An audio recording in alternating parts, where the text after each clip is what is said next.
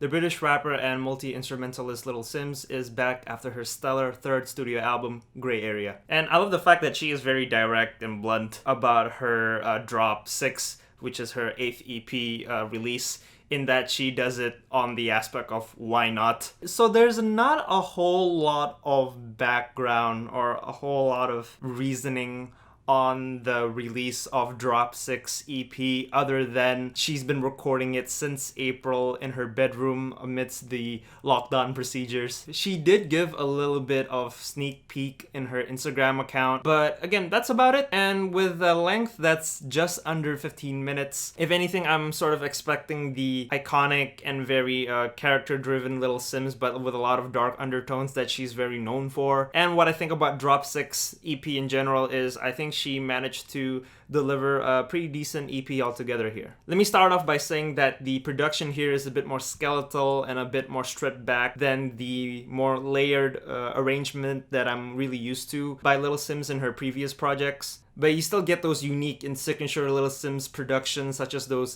thick and slick bassline grooves, as well as those nocturnal drums on tracks such as Might Bang Might Not or One Life Might Live, which actually are my two favorite tracks on the whole entire EP. Funny enough, they're sequenced right after the other. Might Bang Might Not is the teaser track leading up to the release of the Drop 6 EP, and it talks about the sort of loyalty aspect of the brotherhood and sisterhood relationship, at least from what I'm getting. But she also confidently talks about how great of a rapper she is, comparing herself to Lauryn Hill in the 90s. And I love the fact that she has a bit of humanity in her intro track, I guess, because usually I associate intro tracks with how bombastic and how cocky a rapper has to be. But in this sense, she tells how she is the truth and how, you know, the loyalty aspect of a brotherhood and sisterhood is not to be tampered with, especially on her side or especially when you talk to Little Simz. And Simz' delivery here matches the rapid and energetic bassline grooves in the production here as well. And in terms of lyrical themes, there's a handful of that signature Little Simz women empowerment and sort of independent women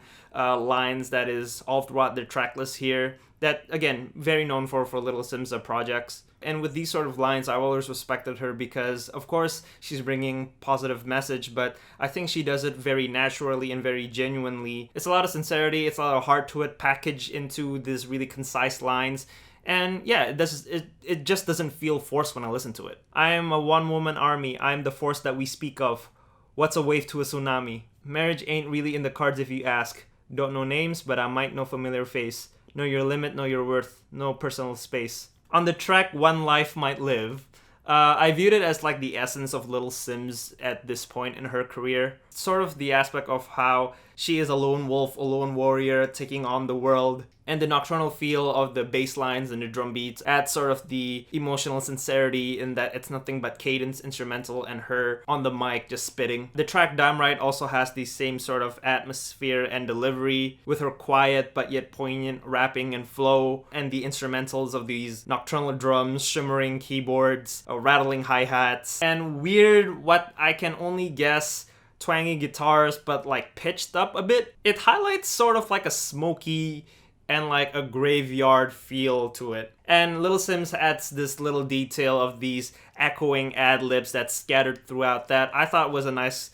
attention to make the track a bit more cacophonous. But I think it's on this track that I soon realized that one of my, I guess, nitpicky or issue about this EP is that it does sound one-dimensional when you get to the root of it. It sort of has the same dark feeling, and it also has the same flow-like delivery as well from Little Simz. End of the bargain, it doesn't struck me as a flow or an instrumental, or rather a project that I have to listen to it. Granted, it's under 15 minutes, but I guess I was expecting a bit of variation in the tracks here. On the track You Should Call Mom, it did get a bit more amped up, like on the intro track. It is a bit more bouncier, a tad bit more energetic, but Little Simz in terms of flow didn't do much for me. It's still a nice delivery, but again, nothing to leap off the page that I have to grab and really, listen to it. But I do have to say, I think thematically this track might be one of my favorite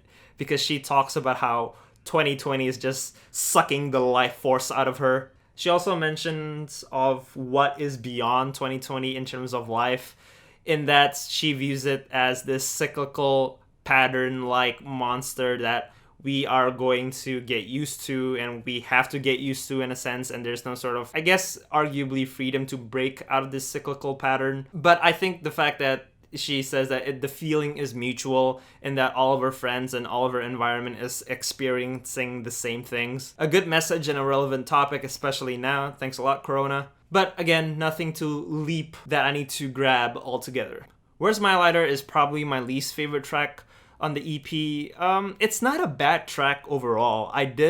I thought Little Simz' flow was alright, and I thought the instrumentals, again, though one-dimensional, when you take in the context of the whole entire EP, I didn't think it was a badly crafted track. If anything, the feature from, I'm gonna read because I don't know how to pronounce it, Aleluya, it didn't really add anything to the track. I felt like Simz could have done the post-chorus herself with her maybe echoey ad-libs, echoey passages, or maybe her singing. But with that said, the themes and the things that she talks about here is confident and a bit humbling. How she is a good rapper, a boastful rapper, but she needs to be this good or she needs to be this boastful because this thing is what puts food and what's supporting her family. So overall, this EP is decent altogether. There are still energy, there are still dark charisma, there are still quirky instrumentals and productions that is